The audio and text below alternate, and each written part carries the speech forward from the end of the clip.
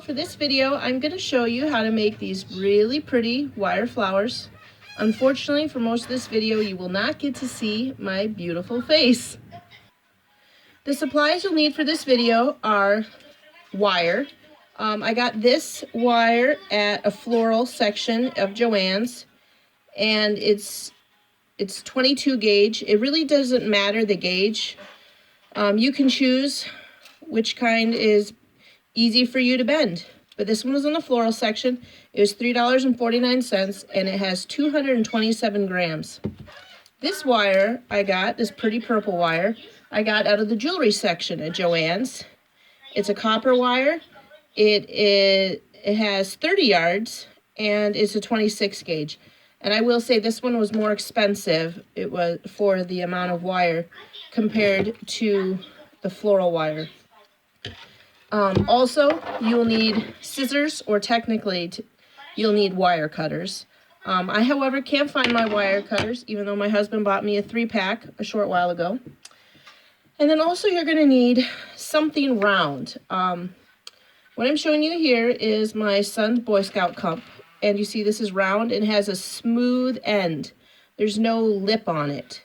And I'll show you a little while later why you need that.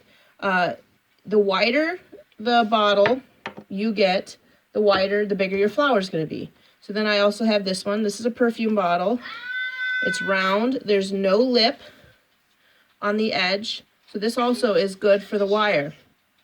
Typically bottles that are, or cylindrical items that would have lips on them are like Cool Whip containers or hairspray containers.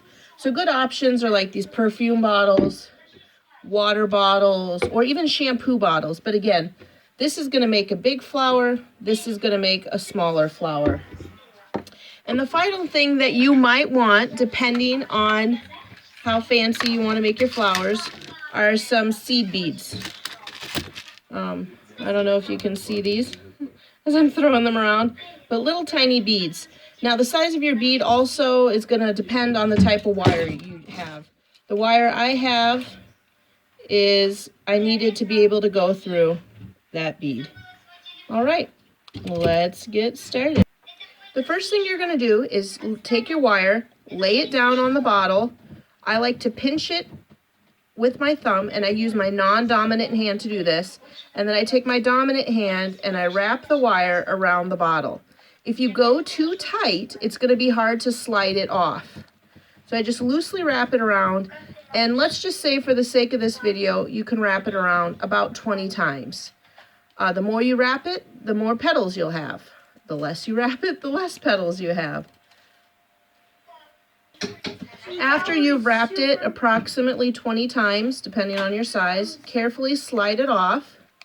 Take your scissors, or if you are using the appropriate tools, your wire cutters. And I would say cut maybe a 3 to 4 inch tail. Take your circle and pay attention to where your end is, where you started. And right where that part is, pinch your circle into a figure 8. You should try to be even, because then you will have more even petals. Okay, so now take this 3-inch tail that you, approximately, that you saved, and wrap it around the middle so that you can create like the center of the flower. You see that? I just wrapped it around the middle. Now this first flower might be a little messy because you're just figuring it out, but I mean, that's how it should look. And this is what you will have, a figure 8 with the tail still sticking out, wrapped firmly around the middle. Okay, the next part is optional. And this is where you're going to take your wire, cut about, I'm not very good at measuring, to be honest, but I think that's like a 4-inch piece. It's probably actually too long. And I am poking on, using the end of the wire to string on a few seed beads. I chose blue and purple. I put them on right about like this. I folded it approximately in half. I have the beads on the bottom. Now, the reason why this is optional is you can use this for the center of your flower. If you don't want to, or if you don't have any seed beads, you don't have to do this. But this is like the bit where the pollen is. And then I just twist it. I don't get, you know, too fancy with this part. It could be 3 beads, 4 beads, 2 beads, whatever. But you're twisting it, and then you are leaving it so that it's forked out, so that you have these 2 wires out here. Then the next part, you put, oh, look at that, perfect in the video. See that? One of these arms goes through each of the petals. And here you go. This part, the nice thing about wire is you can pretty much force it to do whatever you want. So here in the center of the flower is my beads. Coming underneath is the tail from creating the petals, and the 2 from creating the bit of color in the middle. Now, what I like to do is put my fingers inside each of the petals, or one, and twist counterclockwise or clockwise, whichever way, to twist these wires all together. So you have one nice, you see that? Twisted center down the middle. Now, for the next part, we're going to do the stem. For the stem, I'm using my silver wire. The reason I'm using my silver wire for this particular, for the stem, is because mine is bigger. Do you see how the silver wire is bigger? A bigger gauge. And so I want the head of my flower to be lighter than my stem so that it can hold it up. So I just take my wire. See, I did that without even showing you. I have about 3 to 4 inches possibly. Like I said, I don't measure well. I'm kind of wiggling it so that it's kind of underneath my flower head, bent it over, and so then I have my tail end of my stem, and I'm pinching it all together in a little clump underneath the beads. And then you can decide how long you want your stem. Because this is a very small flower, I am only going to pull it down about this much. I bend it, I bring it back up, and now I'm going to wrap it, as you can see, on the other side of where I wrapped it the first time. So it goes on either side of my clump of beads in the middle. And I bring it all the way down. Now I have brought it down for the second time. On your second trip up, if you would like, you can make a leaf. You can just pull it up about halfway. Typically, I like to make my leaf about where these little wire bits end. And the reason I do that is because it tucks them in nicely. So I just make like a teardrop shape where I want my leaf. I twist it around to the top, around underneath, and then I come back up to the top, over alongside where my beads are. It comes all the way back up to where my petals are, where the pollen is. And then I bend it, give it a good pinch. So there it is, and it's coming back down. And I come all the way down. This is my third time coming down the stem. And then I take the wrong tool and I use my scissors and I cut. Now the reason it's bad is because if you're cutting with a wire, especially a particular thick one, you're going to nick your scissors. But I'm making that risk. So there you go. Now, also, if you feel like I was going too fast, you can pause your video at each step. So now after I've come down for the third time, and I have all of my wires clumped together, I just start twisting. And that is all I do. This part is kind of tedious. You don't have to go super crazy with your twisting.